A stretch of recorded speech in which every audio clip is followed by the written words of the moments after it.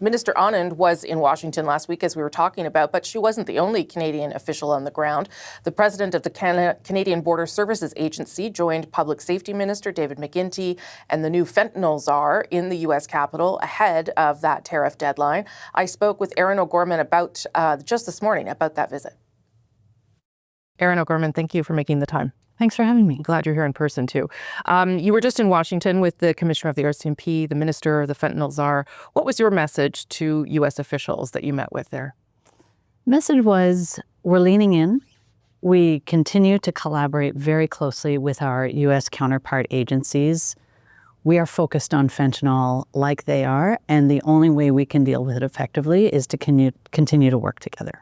You say you're focused on fentanyl. Certainly Donald Trump seems focused on fentanyl, but there does seem to be a disconnect in terms of what you're doing and saying versus what he seems to understand is happening.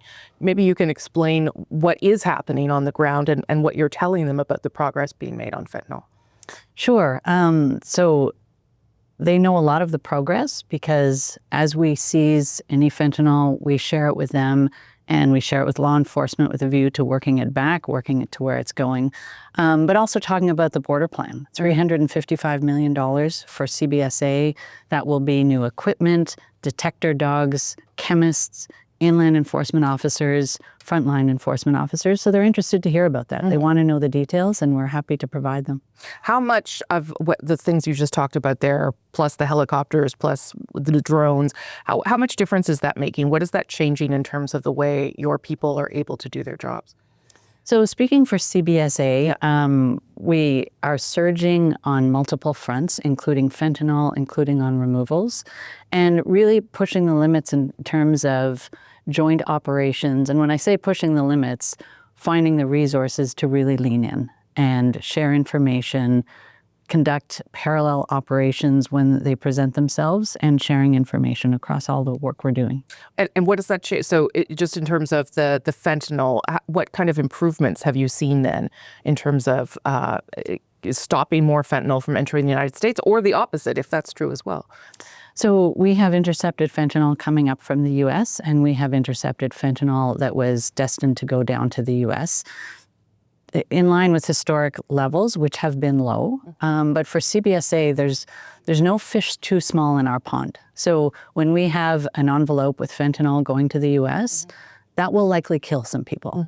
And it's coming from somewhere in Canada, from somebody who's maybe manufacturing fentanyl or working for someone who is. And so working with our law enforcement partners to work it upstream, all of that information is extremely valuable in terms of dealing with the fentanyl problem in Canada and dealing with it as a perimeter, a North American perimeter. This new Operation Blizzard is primarily focused on stopping drugs. And so what are you seeing? It's not just fentanyl either. You're capturing other things at the border. Absolutely. Yeah. So it's a surge capacity. I won't get into the details and let our adversaries know what we're doing and how we're doing it.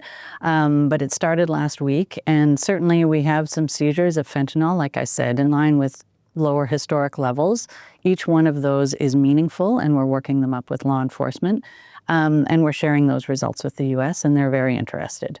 How much is the fentanyl czar, the coordination piece, important to the work that's being done? Because CBSA obviously was doing this work all the time, but now we have, and the RCMP, now we have another sort of layer on this. So really welcome Kevin Brosseau into that role and wouldn't even see him as a layer. So as you said, we are leaning in on fentanyl and drugs, and that's what we do every day. But we do a lot of other things. We collect duties and taxes. We have inland enforcement. We deal with asylum seekers. So having somebody whose only job is on fentanyl and implementing those aspects of the border plan and coordinating us all is extremely useful, and he's well versed in law enforcement and what we do in that space.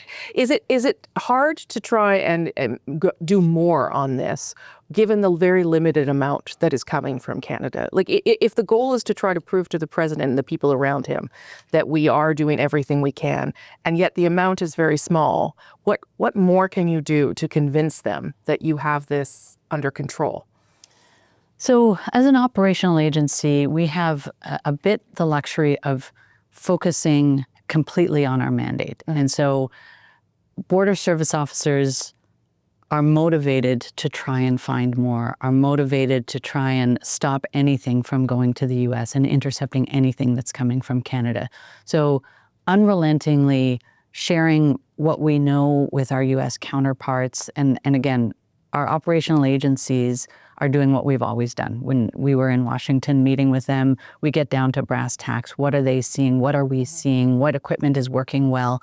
So, and what are we seeing around the world? So those conversations are actually just as they always have been, but with a focus on fentanyl, knowing what it's doing to our communities. And I'll just maybe add, since I've been in this job, my U.S. counterpart and I have put fentanyl on every agenda of our B5 meetings. And fentanyl hasn't been a big problem for them.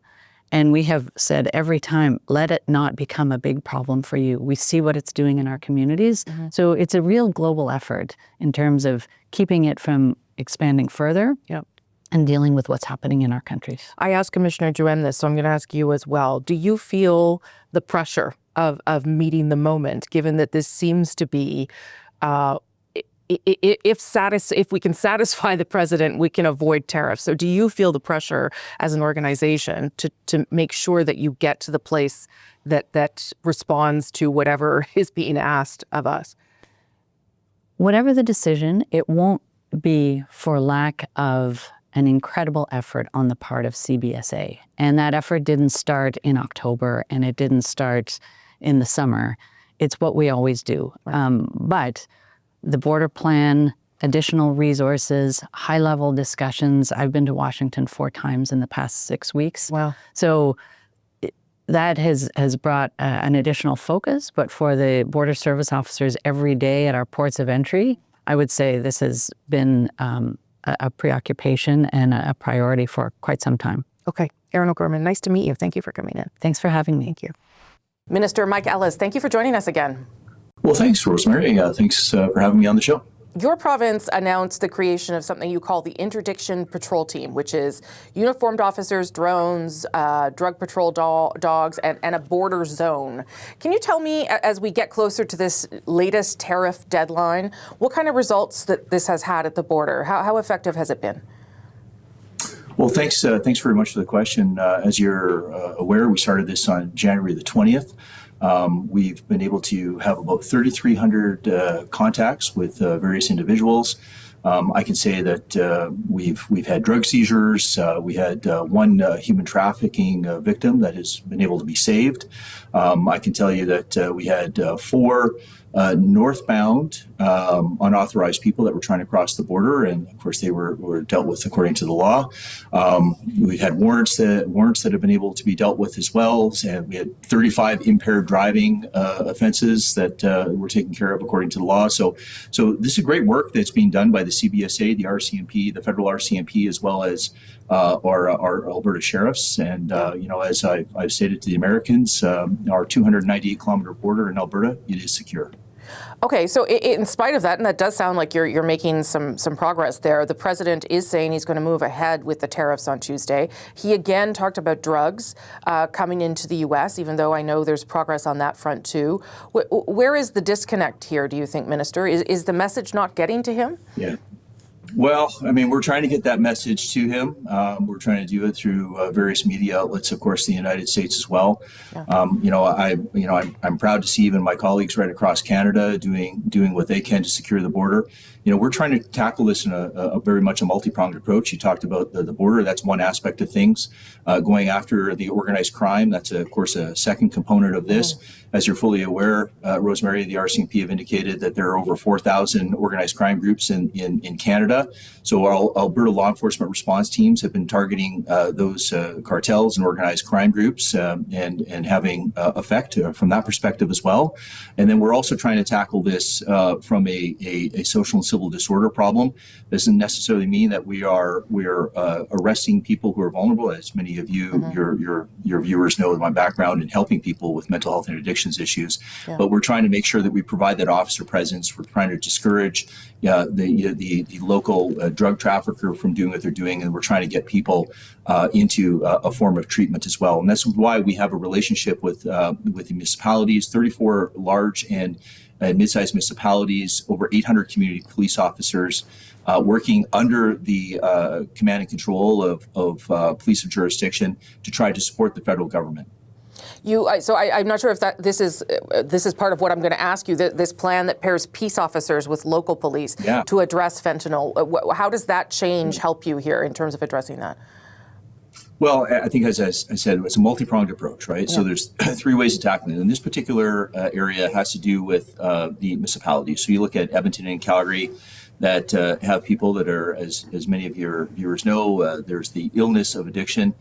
We're trying to make sure that we help and guide those people, make sure they're not being preyed upon by drug dealers, and making sure that they are getting the help they need with the addiction that they have. But we're also making sure that those organized crime members who are preying upon vulnerable people, that they are being taken care of as well. We are never going to ask peace officers to be dealing with organized crime specifically, crime members. But what we will be doing is, under the operational control of police of jurisdiction, providing an officer presence, a sense of security for people within Edmonton and Calgary. And if we do come across those who might be a bit more dangerous, as an example, who are preying upon vulnerable people, we'll make sure we have the police of jurisdiction in a proper, using proper communication to get those offenders off the street. So let me ask you this, Minister. Is there anything else you could possibly be doing here to impress upon Americans that you are taking this seriously and that that there has been a difference, there's been a change? Well, look, I hope this news program makes it down to the Americans as well. I mean, we've taken down super labs. We've taken down other fentanyl outlets. I mean, I can tell you in Alberta, and from my conversations with Minister McGuinty as well, I mean, they're doing what they can. I mean, I would say this very, very publicly on your program. The work that is being done between the federal government, between ourselves, between my colleagues right across this country, we have addressed the concern regarding the fentanyl issue. Our border is secure. So what happens then on Tuesday then from just your province's perspective? If tariffs go into place, of course, it would be 25% across the board, 10% on energy as recognition of how important that is to the United States. How does the government respond to that then, Minister? Well, I mean, we're going to have to talk about this collectively certainly as a cabinet. We're going to have to talk about this as a country and how we do want to respond to this. I can tell you, I know myself from an economic perspective, I've tried to press upon colleagues across the border in the United States that, like if you put a 25% tariff, just hypothetically, on oil and gas, I mean, that has an effect on Americans. And I tell you what has resonated with some of the Americans that I've spoken to is that when you start talking about an extra dollar a gallon for gasoline, all of a sudden there becomes a huge, hesitancy to hopefully press upon the president that maybe that 25% tariff may not be desirable. So, look, we're going to have options on the table. They have asked us to address this from a fentanyl concern and organized crime concern. I can say collectively as a country, we're working collaboratively to make sure that we're addressing organized crime, drug trafficking. And I'm very proud of the work that our Alberta sheriffs, our national RCMP, and our CBSA folks have been doing to meet the needs and asks of the Americans. Okay, Minister Ellis, we'll leave it there. Thank you again for your time. Appreciate it. Thank you very much.